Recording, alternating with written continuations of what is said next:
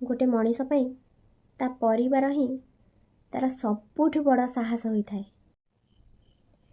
जनक उपरे जेते भी बड़ विपद पड़थाओ ना कहीं जदि ता परिवार लोक ता साथी रे अछंती सबु परिस्थिति को धैर्यर सह हसी हसी सामना करिया पाई ता भीतर गोटे शक्ति आसी थाए।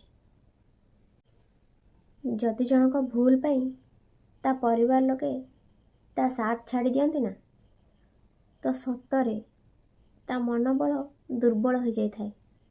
से भीतर ही भांगी पड़ी थाए जोथि पाई कि सी आहुरी गोटे बड़ भूल निष्पत्ति नबाकू बाध्य हो जाए। तो निज परिवार लोकर साथ केबे भी छाड़ंतुनी।